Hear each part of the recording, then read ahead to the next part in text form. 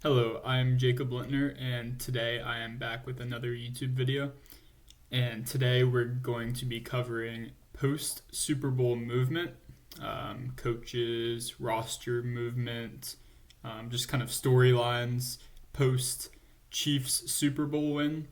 And we're going to really go over, there's been some coaching hires, there's been some player releases, there's been some bicker on Twitter. Um, Bunch of interesting stuff to go over. First, we're going to start with the coaching hires.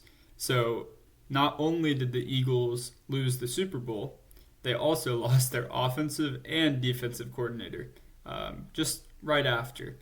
Jonathan Gannon, decided their defensive coordinator stuck around in Arizona for an interview the day after the Super Bowl and ended up getting a 5-year contract as the head coach of the Arizona Cardinals. So, after a poor performance in the Super Bowl, he now has a 5-year head coaching job. Um, I don't I don't know how I feel about that. 5 years is a lot for someone that hasn't fully proven. He was only the Eagles defensive coordinator for last year and this year prior um, prior to being the Colts defensive back coach. But I he had a good defense this year. You also got to look at who was on that defense. I mean, that he had a loaded front, like one of the best ever fronts. Had some really solid corners in Darius Slay and James Bradberry, who was picked up as a free agent acquisition on a 1-year deal from the Giants.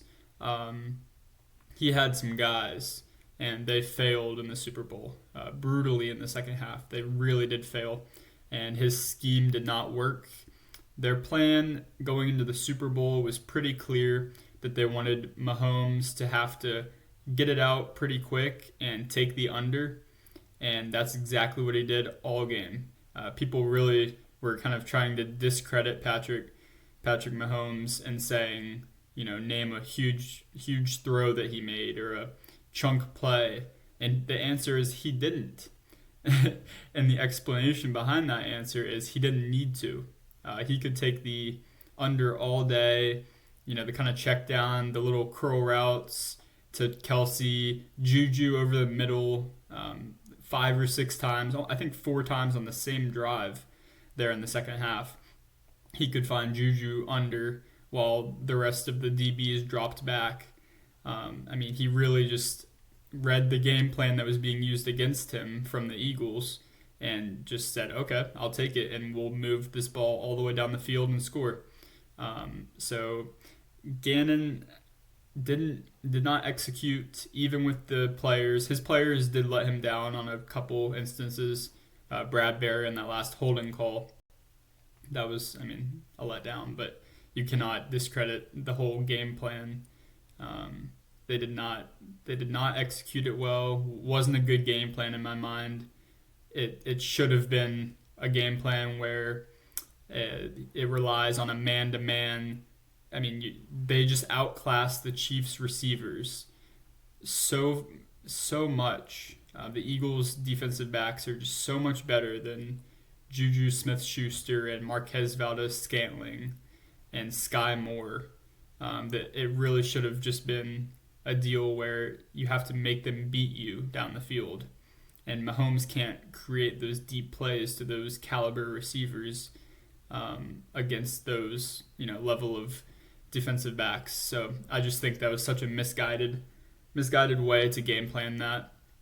And at a point when you see it's not working, you got to change it. Didn't change it, suffered the penalty of it. Only reason they lost that was a very bad defensive scheme. Their offense played a very good game. And on that note, we will talk about their offensive coordinator, who is now the head coach. Shane Steichen is now the head coach of the Colts. He is going down to Indy, and he has proven a bit. And that is a pretty good hire. I really like that for the Colts, in contrary to how much I don't like the Jonathan Gannon hire for the Cardinals. Shane Steichen was Justin Herbert's rookie year offensive coordinator when Justin Herbert had a crazy rookie year and the last few years. Um, he's developed quarterbacks before. It's becoming more and more clear that they may be the ones to trade up from the number 4 spot where the Colts currently hold their pick to that number 1 spot where the Bears hold that pick to get a quarterback. And if you want anyone developing them, it's Steichen. So I really like that hire, and it makes a lot of sense to me. I think that can move them in a good direction. I think people underrate their roster as it is. They had a very poor year. They did horribly, especially with that defense. And I mean, they were so below expectations, it's ridiculous.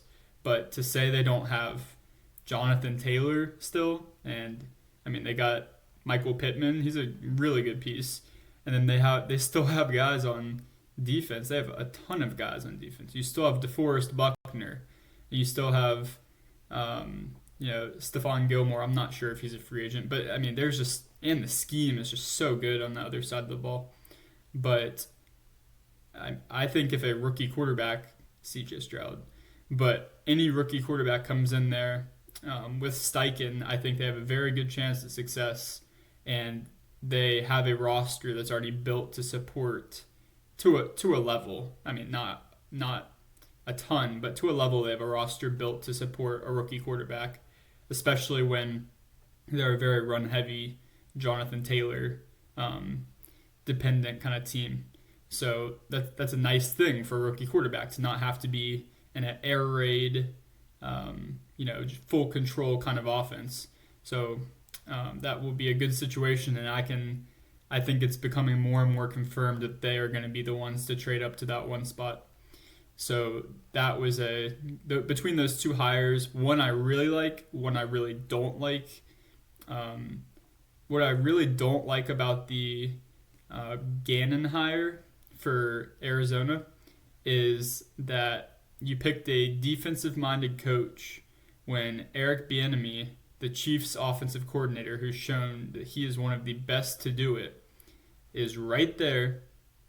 I don't understand. And especially, so it's, first of all, it's that. Second of all, it's extending him, or not extending him, but giving him a 5-year contract. It just feels so, it feels so repetitive of the Cliff Kingsbury, which was their former coach that was fired this year.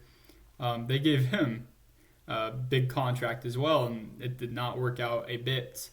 And now they're in a very, very sketchy spot, having Kyler Murray, their franchise quarterback, just went down, huge injuries, not going to be back for the beginning of next year. So they're going to be rolling out with a backup or, someone not as ideal.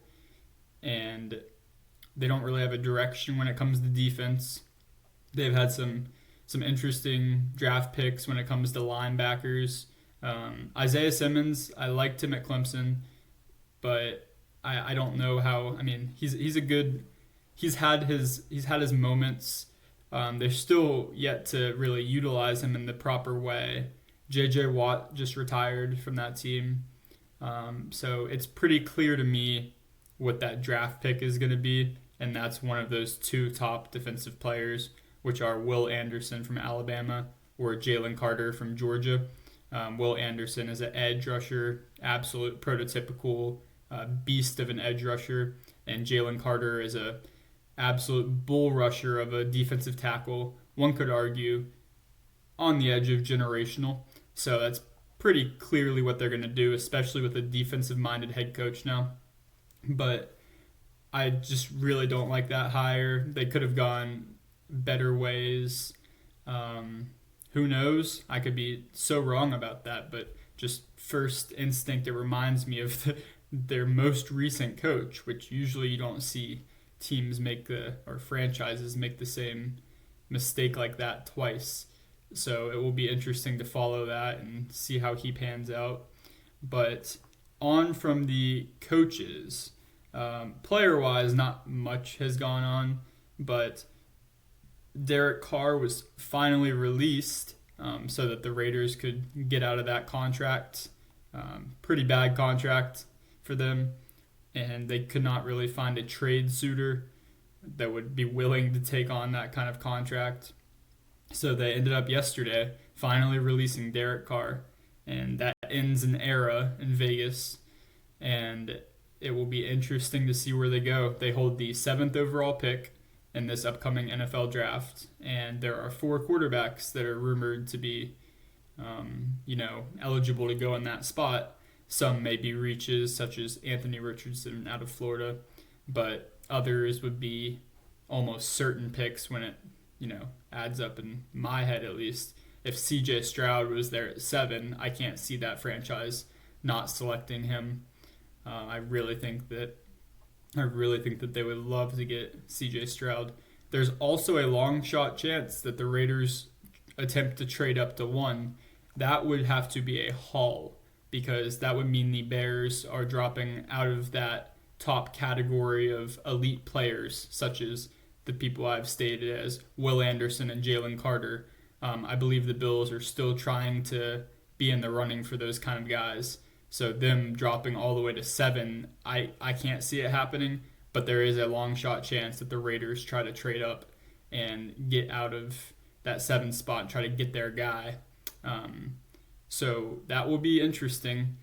Now that Carr is gone, you got to think, where can Carr go? There's some pretty obvious ones in my mind. The Jets are a potential suitor. To me, the most obvious, and he's already interviewed multiple times with the New Orleans Saints. That, to me, that's the most obvious fit. We're playing the game right now when it comes to predicting where quarterback's going to go this offseason, and any team that needs a vet QB, everyone just puts Carr on them. Oh, Carr, give him Carr. No, he can't go to 8 teams. So, the Buccaneers, people are saying, oh, Carr will go there. I mean, the 49ers is no, Carr will not be going to the 49ers. The Jets and the Saints, maybe. The Panthers also, forgot about that, don't know how. The Panthers, maybe. I hope not, for the sake of that new coaching staff over there. But we're just pinning Carr on any team that needs a vet QB. It's almost funny at this point. But so Carr is released. We'll be moving on. It will be interesting to see where he ends up. Next up, I want to talk about a little Twitter drama yesterday. Juju, who former Steeler, used to like him a good bit. Don't know how I feel about Juju now. I was excited to see him do well in the Super Bowl. But he's still, it's you start to like him again, and then he'll just post something outlandish, almost childish. And yesterday, Juju decided to post a little Valentine's meme on Twitter. And it was a picture of James Bradberry saying, we'll hold you at the most important time, or something like that. And of course that's going to spark stuff, because Juju's he doesn't really have the basis to be bickering like that. First of all, James Bradberry is an all-pro corner this year. This year, he was an all-pro corner. And Juju didn't exceed 1,000 yards, I believe. Combined with the postseason, I believe he did. But other than that, he was their wide receiver 1 and still didn't produce. He's a good player, but he just does not have the basis to be joking about that kind of stuff in that way. To just post something like that is just kind of silly. And AJ Brown decided to respond to that, and he really entailed that Juju's career would have been over if he didn't get a lucky 1-year deal, which he was on a 1-year deal this past year. And he quoted that Mahomes saved his career, which I don't know if that's fair at all. It's not. But it was very funny. And, Chauncey Gardner-Johnson kind of chirped in, and, they were all just kind of bickering. But it's always interesting to see, because these guys get mad, obviously. How could you not? That's just a weird tweet from Juju. It's just a little interesting coming from that caliber of player. he had that great rookie year on the Steelers, and that was crazy. But since then, what has he really done? Not that much. AJ Brown has done a little bit. So AJ Brown is getting backed more than Juju is, surely. But, I don't know. It's always crazy when these guys get on Twitter and are arguing about, silly stuff. But Juju is probably in the wrong on this one. Take your win. The reason that it feels wrong is because the Eagles approached talking after that game in the most mature way I've ever seen. They had a full, locker room and staff of people taking accountability at the press conferences too, saying that there were many more things than that last holding call, that they were responsible for that game. They were they got outplayed. They were very humble and very accountable to everything, and they handled it in that way. So it would have been way different if they had been saying, oh, that holding call was the whole reason we lost that Super Bowl. This is stupid. Like, the refs sold us. They did not say a thing like that. They handled it in the most mature way I have seen. And then for Juju to go poking at that, it's like, come on, man. They weren't saying it was the refs. They weren't. So why go tweet something like that? I think that was the real blunder there. So it'll be interesting to see how that rivalry forms, because they do play next year. The Chiefs and the Eagles do play next year, and that game has the opportunity to be slotted in the first Thursday night Week 1 game of the upcoming year. So, talk some more, and let's see it Week 1 Thursday night next year. Let's see it settled. So that'd be so entertaining. But other than that, that's kind of my post Super Bowl breakdown. New hires, Derek Carr released, a little banter on Twitter. I wouldn't really call it friendly banter, but a little banter. Some usually happens. But I mean, that's about all I got, and I will be back soon with more news. Thank you for watching.